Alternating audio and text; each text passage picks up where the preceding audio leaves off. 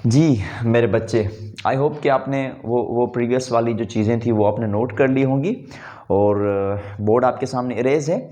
हम इसी स्केलर्स और वेक्टर्स के ऊपर थोड़ा सा और बहस करना चाहेंगे ताकि आपको थोड़ी क्लैरिफिकेशन मिल जाए कि स्केलर्स बज़ाहिर क्या हैं और वेक्टर्स हमारे पास क्या होती हैं मेरे बच्चे। जी सबसे पहला क्वेश्चन ये किया गया हमारे पास कि सर अगर किन क्वांटिटीज़ को स्केलर्स कहा जा रहा है तो स्केलर्स को कैसे रिप्रेजेंट करेंगे और जो स्केलर्स हैं उनको ऐड कैसे करेंगे, उन क्वांटिटीज़ को सेपरेट कैसे करेंगे, मल्टीप्लाई कैसे करेंगे, डिवाइड कैसे करेंगे। मतलब जो भी मैथमेटिकल हम ऑपरेशंस करना चाहें उनको हम कैसे करेंगे। तो बड़ा बड़ा सिंपल सा आंसर है मेरे बच्चे कि scalars can be added. The answer is yes. Sir scalars को आप ऐड कर सकते हैं। उसके बाद हम स्केलर्स को क्या कर सकते हैं मेरे बच्चे, सब्ट्रैक्टेड कर सकते हैं। Scalars can B multiplied, yes. हम स्केलर्स को क्या कर सकते हैं मेरे बच्चे, मल्टीप्लाई भी कर सकते हैं। और स्केलर्स को हम क्या कर सकते हैं, स्केलर्स को हम डिवाइड भी कर सकते हैं। यानी कि सारे ऑपरेशंस हो सकते हैं स्केलर्स के अंदर, लेकिन किससे होंगे, बाय सिंपल अर्थमेटिक, है ना। मतलब वो सिंपल अर्थमेटिक की बुनियाद पर ये सारी चीजें होने वाली हैं। सिंपल अर्थमेटिक का मतलब क्या है, सिंपल अर्थमेटिक का मतलब ये है कि जो आप सिंपल मैथमेटिकल रूल्स पढ़ते हैं ना अलजेब्रा के, कि भाई अगर 2 को 2 के साथ ऐड किया जाए तो क्या आंसर मिलेगा, 3 को 2 के साथ मल्टीप्लाई किया जाए तो क्या आंसर मिलेगा, इसी तरीके के साथ ये सारी चीज़ें आपको मिलने वाली हैं। जैसे जैसे मैं आपको कहूँ कि मेरे बच्चे यहाँ पर मेरे पास एक बॉक्स है, इस बॉक्स का कोई ना कोई मास है और इसका मास है 2 किलोग्राम। इसी बॉक्स के अंदर हमने कुछ एक और अमाउंट ऐड कर दिया और जो अमाउंट मैंने ऐड किया वो कितना मिला, वो मिला 1 kg। तो अभी आप मुझे ये बताएं कि what is the total mass here, यहां पर आपको टोटल मास कितना मिलेगा। तो बड़ा सिंपल सा आंसर है कि सर पहले जो बॉक्स था उसका मास कितना था, 2 kg, और अब जो हमने उसके अंदर जमा किया है वो कितना है, वो 1 kg है। तो अगर 2 और 1 को हम एडअप करें मेरे बच्चे तो what we got 3 kilogram the total mass of the box. उस बॉक्स का जो टोटल मास मिलेगा वो 3 kg मिला। इसी तरीके के साथ मैं आपको कहूं कि एक ऑब्जेक्ट है जिसकी एक लेंथ गिवन है मेरे बच्चे, और लेंथ मैंने आपको कितनी दी, 30 मीटर। फिर मैं कह रहा हूं कि उस ऑब्जेक्ट की लेंथ जो है वो कुछ वक्त के बाद बढ़ गई और वो कितनी हो गई, वो 30 मीटर से हो गई 40 मीटर।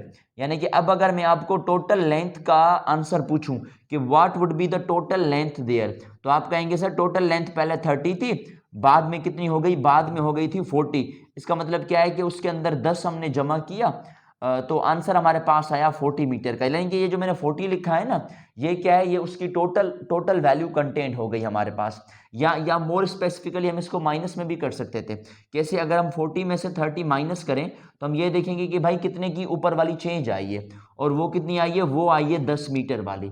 यानी कि हम इसको ऐड भी कर सकते हैं, हम वैल्यूज को सब्ट्रैक्ट भी कर सकते हैं, लेकिन उनकी वैल्यूज को ऐड और सब्ट्रैक्ट बाय नॉर्मल अर्थमेटिक किया जाता है ना, सिंपल अर्थमेटिक।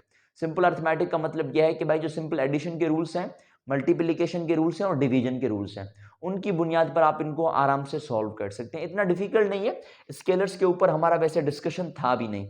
हम जो ज्यादा डिस्कशन करने वाले हैं, बहस करने वाले हैं, वो किसके ऊपर है मेरे बच्चे, वेक्टर्स के ऊपर है। तो एक थोड़ा सा आपको आइडिया हो कि स्केलर्स को हम इस तरीके के साथ ऐड कर सकते हैं। लेकिन एक और मजे की चीज आपको बताऊं कि भाई स्केलर्स भी वो ऐड हो सकते हैं that having a similar units. Sir scalars हम मानते हैं कि ऐड हो सकते हैं, लेकिन वो स्केलर्स ऐड होंगे जिनके यूनिट्स एक जैसे हों, है ना। यूनिट एक जैसे कैसे हो, अब सुनिएगा। मैं आपको कहूं कि एक ऑब्जेक्ट है जिसका मास हमें गिवन है, कितना गिवन है, 20 kg। फिर मैंने कहा कि उसी ऑब्जेक्ट की जो लेंथ है वो कितनी गिवन है, वो 2 मीटर है। मैं आपसे ये पूछ रहा हूं कि what is the sum of mass and length. Mass और लेंथ को सम अप करें, तो आप कहेंगे सर ये सम अप नहीं हो सकता।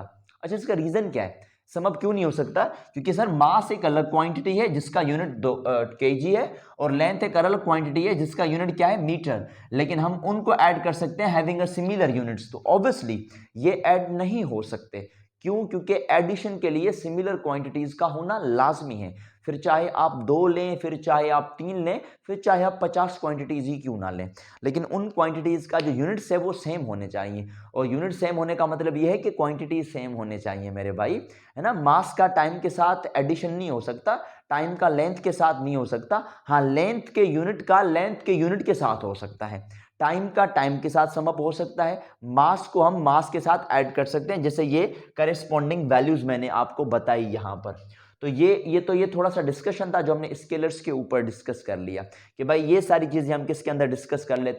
स्केलर्स के अंदर डिस्कस कर लेते हैं। Now I have to erase this one, मैंने इसको इरेज करना है and we will jump towards the vectors. फिर मैंने जंप करना है मेरे बच्चे किसके ऊपर, वेक्टर्स के ऊपर। और जो हमारा बहस भी है वो किसके ऊपर बनने वाला है, वेक्टर्स के ऊपर बनने वाला है। अगर आप इसको नोट करना चाहें तो नोट कर लें, otherwise I have to erase this one.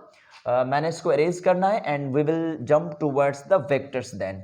फिर मैंने जंप करना है मेरे बच्चे किसके ऊपर, वेक्टर्स के ऊपर। और हम देखेंगे कि वेक्टर्स को कैसे रिप्रेजेंट किया जाता है और क्या क्या उसकी अरेंजमेंट बनी पड़ी होती है। Okay, so let's have to move towards vector right now. Vector की तरफ जाते हैं और हम देखते हैं कि वेक्टर्स क्या हैं। अच्छा, डेफिनेशन को हम पहले ही एग्जाम्पलीफाई कर चुके हैं कि सर वो क्वांटिटीज जिनको मैग्नीट्यूड हो अलॉन्ग विद द यूनिट और उसको डायरेक्शन पजेज जो है ना, उनको वेक्टर कहा जाता है। उसके बाद हमने ये भी कहा था कि वेक्टर्स वो हैं जो लॉज ऑफ वेक्टर एडिशन को ओबे करें। वो लॉज ऑफ एडिशन ध्यान में रखिएगा क्योंकि आगे चल के एडिशन बड़ा इंपॉर्टेंट टॉपिक है वेक्टर्स के अंदर। जी मेरे बच्चे, वेक्टर के बारे में हम बहस कर रहे थे। Vectors are represented by, vectors को मेरे बच्चे हम कैसे रिप्रेजेंट कर सकते हैं, वेक्टर्स आर रिप्रेजेंटेड बाय, यानी कि कोई भी एक वेक्टर है तो हम उसको कैसे रिप्रेजेंट कर सकते हैं। तो सबसे पहले हमें यह बताया गया कि vectors can be represented by any alphabetical orders ना, हम कोई भी एक अल्फाबेट्स लिख सकते हैं वेक्टर्स की रिप्रेजेंटेशन के लिए। तो मैं कोई भी यहां पर एक अल्फाबेट लिखूंगा, जैसे मेरे पास ए है, मैं अल्फाबेट लिखूंगा, मेरे पास बी है, अल्फाबेट में लिखूंगा सी है, अल्फाबेट में लिखूंगा डी है।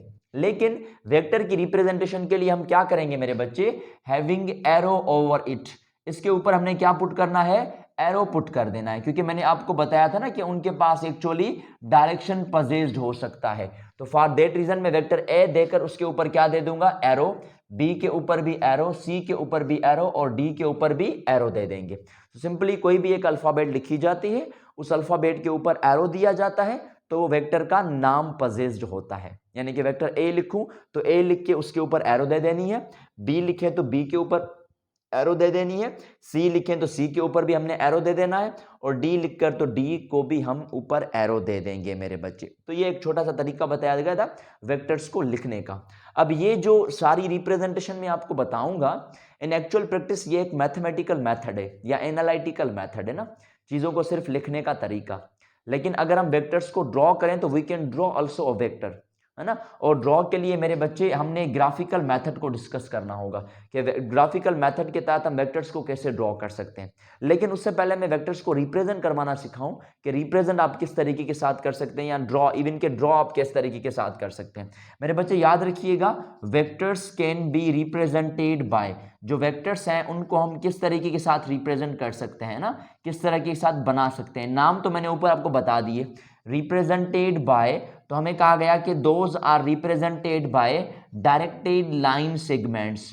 मेरे बच्चे वो कैसे रिप्रेजेंट होते हैं, एक डायरेक्टेड लाइन सेगमेंट्स के साथ, ठीक है। और डायरेक्टेड लाइन सेगमेंट के बाद हम क्या करते हैं, उसके सामने एक एरो यानी कि तीर का निशान बना देते हैं। जैसे मिसाल के तौर पर मैं आपको कहूं कि ये वेक्टर ए है, तो इसका मैंने ये एक एरो बना दिया, अब ये एक वेक्टर मैंने रिप्रेजेंट कर दिया।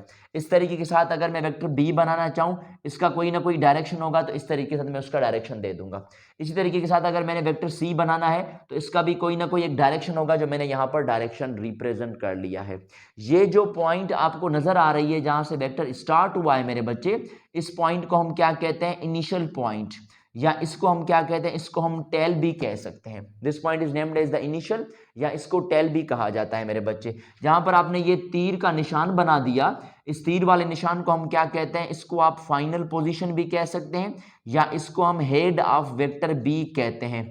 फाइनल पोजीशन या हेड ऑफ द वेक्टर, और इसको कहा जाता है इनिशियल और टेल ऑफ द वेक्टर। अच्छा, ये जो फाइनल है या हेड है, इसको हम एक और भी नाम देते हैं मेरे बच्चे, टिप ऑफ द वेक्टर, है ना। ओ लेवल्स के अंदर जो है वो टिप ऑफ द वेक्टर भी इसको कहा गया है। इसी तरीके के साथ ये जो पोजीशन है आप बताते जाएं, इसका नाम क्या है, टिप, जबरदस्त। ये हमारे पास क्या बन जाएगा, टेल। चलें भाई, ये हमारे पास क्या बन गया, ये हमारे पास टेल बन गया, और ये हमारे पास क्या बन गया, ये हमारे पास टिप ऑफ द वेक्टर बन गया। तो इसी तरीके के साथ जब भी हम वेक्टर रिप्रेजेंट करेंगे तो एक डायरेक्टेड लाइन सेगमेंट हम बनाते हैं, उस डायरेक्टेड लाइन सेगमेंट में हम टिप भी बनाते हैं और टेल भी बनाते हैं। टिप को आप हेड भी कह सकते हैं, जैसे हमारे बुक्स के अंदर उसको हेड कह रहा है, तो you can also read out this one as a head. ठीक है मेरे बच्चे, अब मैंने ये एक वेक्टर बना दिया है ना। अब इस वेक्टर के अंदर एक मैंने लाइन बनाई थी, ये देख लें। अब ये जो लाइन है ना, यानी कि इसकी जो लेंथ है, ये इसकी जो लेंथ हमने बनाई, किसकी, लेंथ ऑफ लाइन। अब ये लेंथ ऑफ लाइन मेरे बच्चे किसको शो करती है, इट शोज द मैग्नीट्यूड, जो पीछे मैंने आपको डेफिनेशन बताई थी। लेकिन ऊपर जो मैंने तीर दे दिया है आगे, ये किसको इंडिकेट करता है, ये इंडिकेट करता है डायरेक्शन को। तो यस, तो वो जो लेंथ है ना, लाइन की लेंथ, वो किसको रिप्रेजेंट करती है, मैग्नीट्यूड को।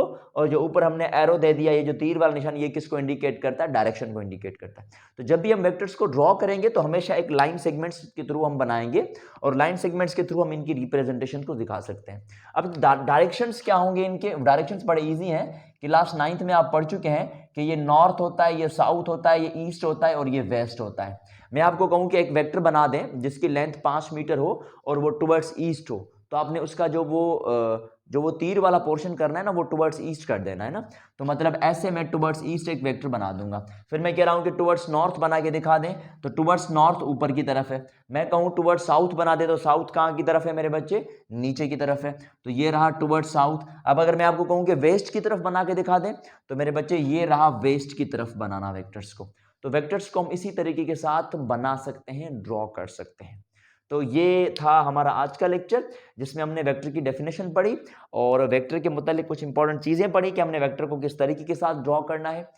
इंशाल्लाह जो नेक्स्ट लेक्चर होगा हमारा, वो होगा कार्टेशियन कोऑर्डिनेट सिस्टम के ऊपर, और उसके बाद कनेक्टेड जो है हम वेक्टर की एडिशन के थ्रू जाएंगे, जो इंपॉर्टेंट टॉपिक है हमारा इस चैप्टर का।